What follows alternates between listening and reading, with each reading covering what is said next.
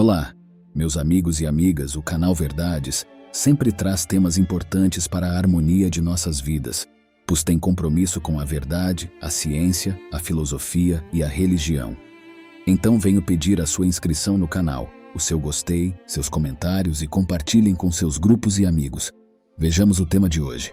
Bem-aventurados os que são brandos e pacíficos.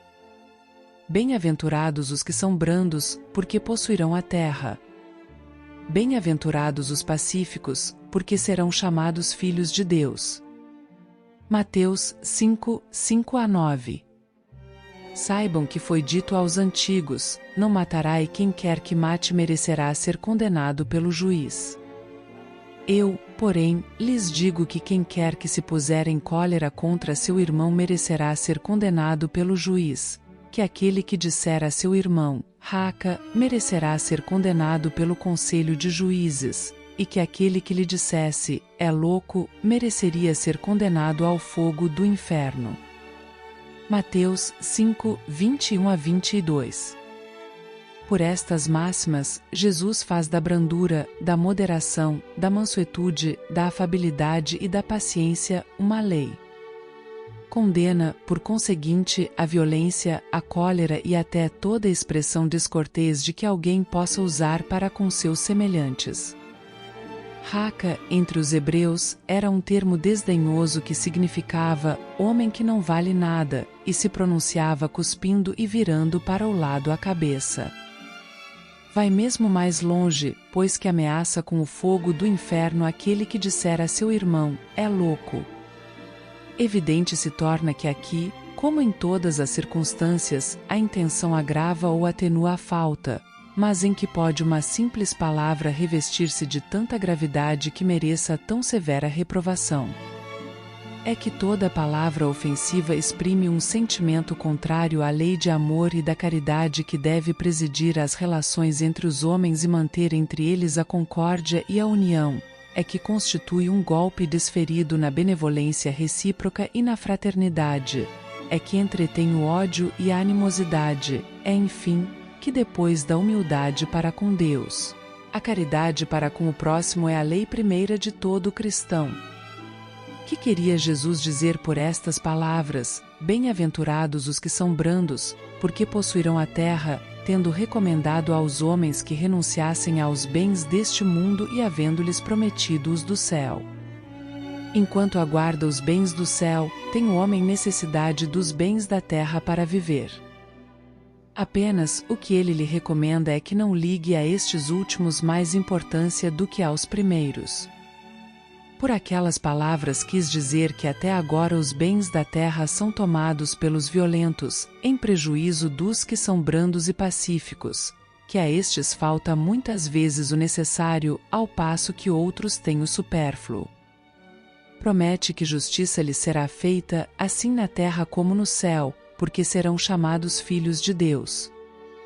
Quando a humanidade se submeter à lei de amor e de caridade, deixará de haver egoísmo. O fraco e o pacífico já não serão explorados, nem esmagados pelo forte e pelo violento. Tal a condição da terra, quando, de acordo com a lei do progresso e a promessa de Jesus, se houver tornado o mundo ditoso, por efeito do afastamento dos maus. Instruções dos Espíritos. A benevolência para com os seus semelhantes, fruto do amor ao próximo, produz a afabilidade e a doçura, que lhes são as formas de manifestar-se. Entretanto, nem sempre há que ter confiança nas aparências. A educação e a frequentação do mundo podem dar ao homem o verniz dessas qualidades. Quantos a cuja fingida bondade não passa de máscara para o exterior, de uma roupagem cujo talhe primoroso dissimula as deformidades interiores? O mundo está cheio dessas criaturas que têm nos lábios o sorriso e no coração o veneno, que são brandas, desde que nada as agaste, mas que mordem a menor contrariedade, cuja língua, de ouro quando falam pela frente, se muda em dardo peçonhento, quando estão por detrás. A essa classe também pertencem esses homens, de exterior benigno que, tiranos domésticos, fazem que suas famílias e seus subordinados lhes sofram o peso do orgulho e do despotismo, como a quererem desforrar-se do constrangimento que, fora de casa, se impõem a si mesmos.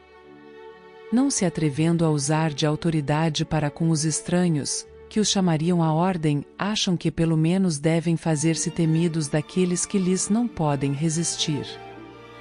Envaidecem-se de poder dizer, aqui mando e sou obedecido, sem lhes ocorrer que poderiam acrescentar, e sou detestado. Não basta que dos lábios saiam leite e mel. Se o coração de modo algum lhes está associado, só a hipocrisia. Aquele cuja afabilidade e doçura não são fingidas nunca se desmente, é o mesmo, tanto em sociedade, como na intimidade. Esse, ademais, sabe que se, pelas aparências, se consegue enganar os homens, a Deus ninguém engana. Lázaro, Paris, 1861. A dor é uma bênção que Deus envia a seus eleitos, não vos aflijais, pois, quando sofrerdes, antes, bendizei de Deus onipotente que, pela dor, neste mundo, lhes marcou para a glória no céu. Sejam pacientes.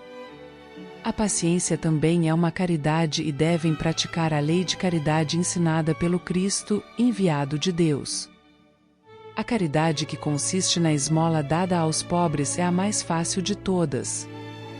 Outra há, porém, muito mais penosa e, conseguintemente, muito mais meritória, a de perdoarmos aos que Deus colocou em nosso caminho para serem instrumentos do nosso sofrer e para nos colocarem à prova a paciência. A vida é difícil, bem o sei. Compõe-se de mil nadas, que são outras tantas picadas de alfinetes, mas que acabam por ferir. Se, porém, atentarmos nos deveres que nos são impostos, nas consolações e compensações que, por outro lado, recebemos, havemos de reconhecer que são as bênçãos muito mais numerosas do que as dores. O fardo parece menos pesado, quando se olha para o alto, do que quando se curva para a terra a fronte. Coragem, amigos. Tenham no Cristo o vosso modelo. Mais sofreu ele do que qualquer de vocês e nada tinha de que se penitenciar, ao passo que vocês têm de expiar o vosso passado e de lhes fortalecer para o futuro. Sejam, pois, pacientes, sejam cristãos. Essa palavra resume tudo. Um espírito amigo, 1862, obediência e resignação. A doutrina de Jesus ensina, em todos os seus pontos, a obediência e a resignação, duas virtudes companheiras da doçura e muito ativas, se bem os homens erradamente as confundam com a negação do sentimento e da vontade. A obediência é o consentimento da razão, a resignação é o consentimento do coração, forças ativas ambas, porquanto carregam o fardo das provações que a revolta insensata deixa cair. O violento não pode ser resignado, do mesmo modo que o orgulhoso e o egoísta não podem ser obedientes. Jesus foi a encarnação dessas virtudes que a antiguidade material desprezava. Ele veio no momento em que a sociedade romana perecia nos desfalecimentos da corrupção.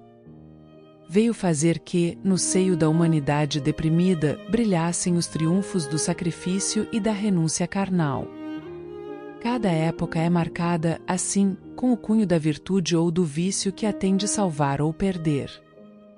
A virtude da vossa geração é a atividade intelectual, seu vício é a indiferença moral. Digo, apenas, atividade, porque o gênio se eleva de repente e descobre, por si só, horizontes que a multidão somente mais tarde verá, enquanto a atividade é a reunião dos esforços de todos para atingir um fim menos brilhante, mas que prova a elevação intelectual de uma época. Submetam-lhes a impulsão que vimos dar aos seus espíritos, obedeçam à grande lei do progresso, que é a palavra da sua geração. Ai do espírito preguiçoso, ai daquele que cerra o seu entendimento, ai dele. Porquanto nós, que somos os guias da humanidade em marcha, lhe aplicaremos o látego e lhe submeteremos a vontade rebelde, por meio da dupla ação do freio e da espora. Toda resistência orgulhosa terá de, cedo ou tarde, ser vencida. Bem-aventurados, no entanto, os que são brandos, pois prestarão dócil ouvido aos ensinos. Lázaro, Paris, 1863. A cólera, o orgulho lhes induz a julgar-lhes mais do que são, a não suportarem uma comparação que lhes possa rebaixar, a lhes considerarem, ao contrário, tão acima dos seus irmãos, quer em espírito, quer em posição social, quer mesmo em vantagens pessoais, que o menor paralelo lhes irrita e aborrece. Que sucede então? Entregam-lhes a cólera. Pesquisem a origem desses acessos de demência passageira que lhes assemelham ao bruto, fazendo-lhes perder o sangue frio e a razão. Pesquisem e, quase sempre, depararão com o orgulho ferido. Que é o que lhes faz repelir, coléricos, os mais ponderados conselhos, senão o orgulho ferido por uma contradição. Até mesmo as impaciências, que se originam de contrariedades muitas vezes pueris, decorrem da importância que cada um liga à sua personalidade, diante da qual entende que todos se devem dobrar. Em seu frenesi, o homem colérico a tudo se atira, à natureza bruta, aos objetos inanimados, quebrando-os porque lhe não obedecem. Se nesses momentos pudesse ele observar-se a sangue frio, ou teria medo de si próprio, ou bem ridículo se acharia. Imagine ele por aí que impressão produzirá nos outros. Quando não fosse pelo respeito que deve a si mesmo, cumpria-lhe esforçar-se por vencer um pendor que o torna objeto de piedade. Se ponderasse que a cólera a nada remedeia, que lhe altera a saúde e compromete até a vida, reconheceria ser ele próprio a sua primeira vítima. Outra consideração, sobretudo, devera contê-lo, a de que torna infelizes todos os que o cercam. Se tem coração, não lhe será motivo de remorso fazer que sofram os entes a quem mais ama? E que pesar mortal se, num acesso de fúria, praticasse um ato que houvesse de deplorar toda a sua vida? Em suma, a cólera não exclui certas qualidades do coração, mas impede se faça muito bem e pode levar à prática de muito mal. Isto deve bastar para induzir o homem a esforçar-se para dominar-se. O espírita, ademais, é concitado a isso por outro motivo, o de que a cólera é contrária à caridade e à humildade cristãs. Um espírito protetor. 1863. Segundo a ideia falsíssima de que lhe não é possível reformar a sua própria natureza, o homem se julga dispensado de empregar esforços para se corrigir dos defeitos em que de boa vontade se compraz, ou que exigiriam muita perseverança para serem extirpados. É assim, por exemplo, que o indivíduo, propenso a encolerizar-se, quase sempre se desculpa com o seu temperamento. Em vez de se confessar culpado, lança a culpa ao seu organismo, acusando a Deus, dessa forma, de suas próprias faltas. É ainda uma consequência do orgulho que se encontra de permeio a todas as suas imperfeições. Indubitavelmente, temperamentos a que se prestam mais que outros a atos violentos, como há músculos mais flexíveis que se prestam melhor aos atos de força. Não acreditem, porém, que aí resida a causa primordial da cólera e persuadi-lhes de que um espírito pacífico, ainda que num corpo bilioso, será sempre pacífico, e que um espírito violento, mesmo num corpo linfático, não será brando, somente a violência tomará outro caráter. Não dispondo de um organismo próprio a lhe secundar a violência, a cólera tornar-se-á concentrada, enquanto no outro caso será expansiva. O corpo não dá cólera àquele que não a tem, do mesmo modo que não dá aos outros vícios. Todas as virtudes e todos os vícios são inerentes ao espírito. A não ser assim, onde estariam o mérito e a responsabilidade? O homem deformado não pode tornar-se direito, porque o espírito nisso não pode atuar, mas pode modificar o que é do espírito, quando o quer com vontade firme. Não vos mostra a experiência, a vocês espíritas, até onde é capaz de ir o poder da vontade, pelas transformações verdadeiramente miraculosas que se operam sob as suas vistas? Compenetrem-lhes, pois, de que o homem não se conserva vicioso, senão porque quer permanecer vicioso, de que aquele que queira corrigir-se sempre o pode. De outro modo, não existiria para o homem a lei do progresso. Hahnemann, Paris, 1863. Louvado seja o Senhor! Se você chegou até aqui, é porque gostou do tema ou achou interessante. Então, faça a sua inscrição no canal se ainda não fez, dê o seu like ou gostei, compartilhem com sua lista e com seus grupos e amigos. Fiquem todos com Deus e sempre com Jesus na mente e no coração.